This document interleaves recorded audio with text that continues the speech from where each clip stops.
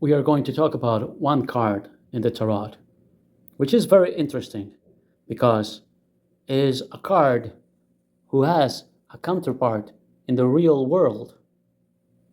That is, there is a person in the flesh who is playing the role of this card, the Pope. There is a Pope in real life, and there is a Pope in the Tarot deck.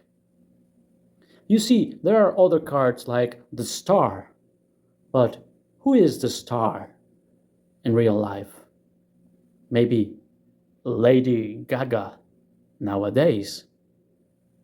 So those are roles that are personified by people in our real world. Let's take a look at this card and that role. When I first asked as a young boy, Mommy, what is this Pope all about? She said, Son, the Pope is a head of state.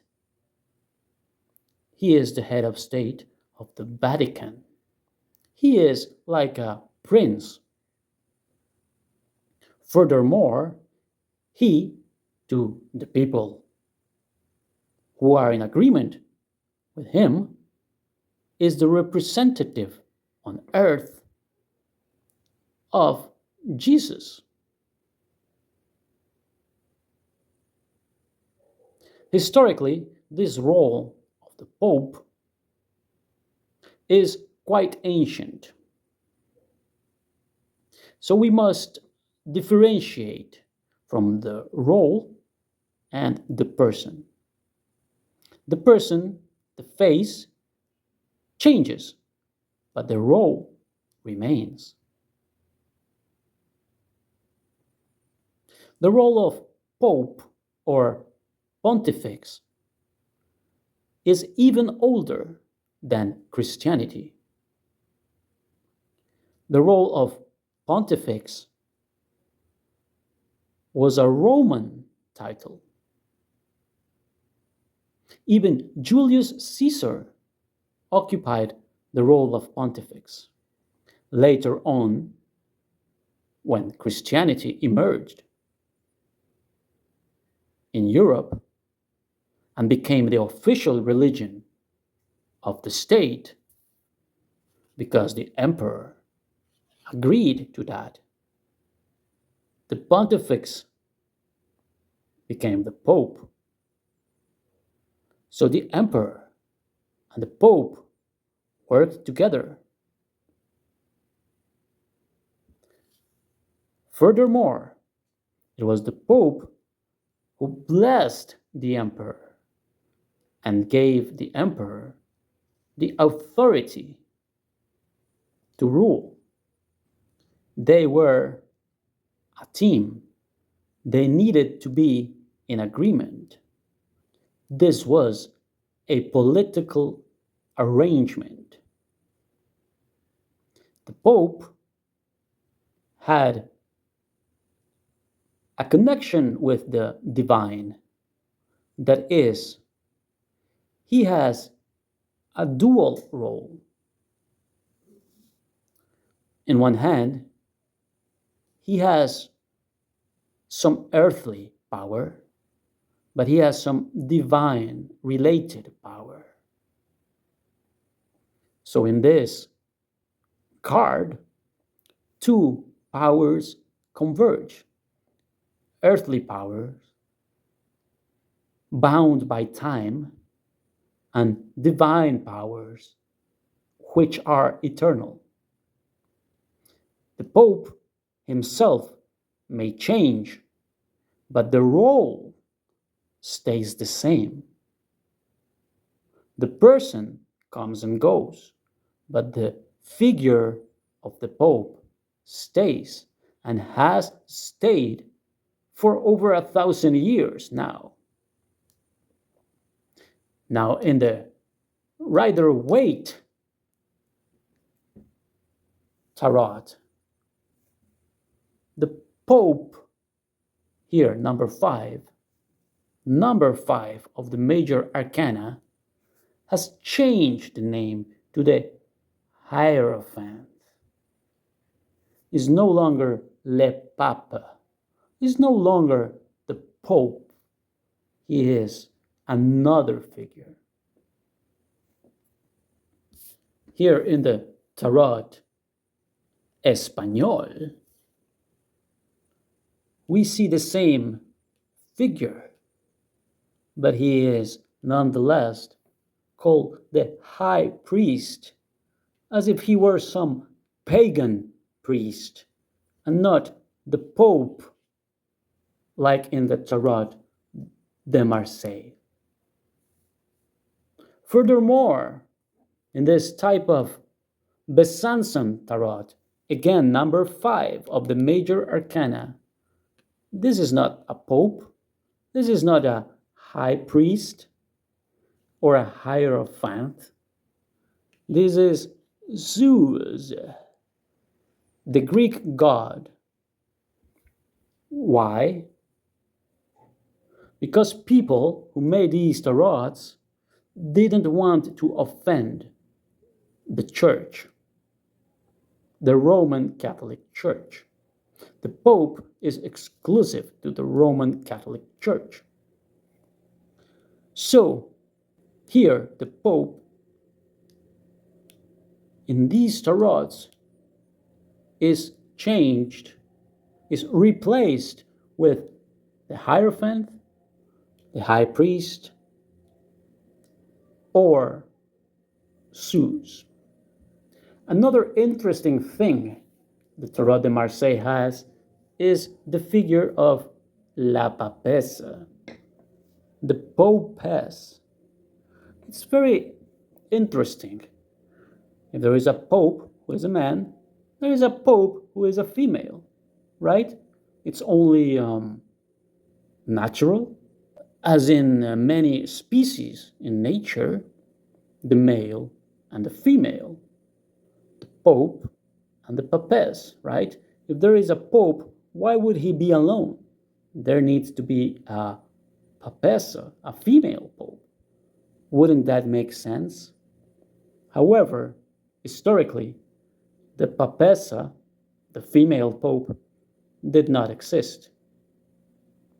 There are accounts that supposedly there was a person who occupied the role of Pope, who was a female, therefore being a papess, but only one person throughout history, and is not even confirmed. Supposedly, she was called Popus Joan, and she was found out. So she had to transvestite herself. She had to wear the clothes of a man, and she had to act like a man. So she was not openly a papessa, she was not openly female, but she was a female acting and dressing and occupying the role of a man. And when she was found out, well, that had to break down. So it didn't work. But it's interesting that in the Tarot de Marseille, we have the Pope and the female Pope, the Popess. We can say, or we can look at this as if it's very coherent, the Pope and the Popess in medieval times. We can see it with a jest, with a light heart, with some humor, right? If there is a Pope, there should be a Popess.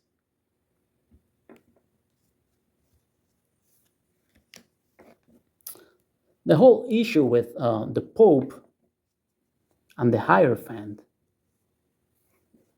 and Zeus, and by the way, the Papess herself was replaced by Juno, which is another Greek deity. These replacements happened in a time called, or after a time called the Reformation. Before, the church supposedly was one, although there were inner factions. But at some point in the late 1400s, there was a division in the church, and a faction of the church broke away from the authority of the Pope, and they were called the Protestants. And that's where another tradition comes from.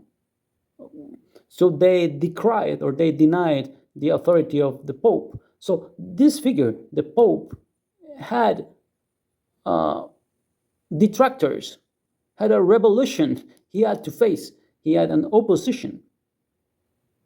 There were people under his flag that rebelled to the Pope. Okay, so this figure, this card, has that experience too. The Pope was a role in the Roman religion, so he was very much in tune with Zeus and the whole Roman pantheon. Okay, he was in charge of the Roman mythology. But when the emperor, an emperor, because the emperor's face or person is always changing too. Okay, there's not one emperor, but emperors change.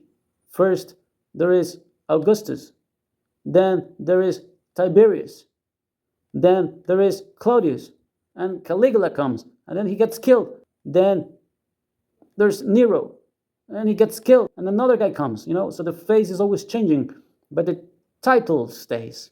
Okay, so one of these guys, Constantine, he says, let Christianity be the official religion. Okay, so he makes him.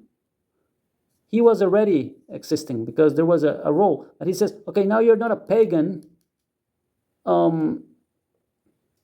worshipping Zeus and Athena or whoever, all those Greek and Roman, the Greco-Roman pantheon anymore. Now somehow the Christians managed to convert the emperor. Okay, so his power of persuasion is big, is huge, is powerful. He persuaded and converted the emperor, and the emperor in turn said, okay, you can be the official religion in the kingdom or in the empire, right? So the pontifex, who was before a pagan office, now was officially a Christian office, right? Because of this agreement they had, because of this conviction they had. Okay. Anyway, after the Reformation, that is when there was this revolution against the priest, but that was over 1,000 years after Constantine and the church had reached an agreement. The Reformation ended the medieval period. Okay, what is the Reformation? The Reformation is when a priest somewhere said, we're not going to follow the Pope anymore. And the people, or a lot of people, followed that priest called Martin Luther. And they challenged the Pope's authority. And people starting actually killing each other over this issue. And it was religious, but it was also political. And there were conveniences on either sides. Well, the result of that is, for the tarot, is that cards like this no longer are called the Pope, but the High Priest or the Hierophant. So they're the same card, but not quite the same. These are touched by Protestantism. These are an historical proof or an historical consequence of the revolution, of the Reformation. Okay, because of the Reformation, this is possible. So these are like branchings off. And this began to be produced because they did not want to place the figure of the Pope because in the either they didn't want to disrespect the Pope, because again, having the Pope figure in a playing card could be seen as disrespectful. Even more so, mocking the Pope with a female Pope, like his wife or something, could be seen as disrespectful. So the tarot obviously has some problems, with this authority.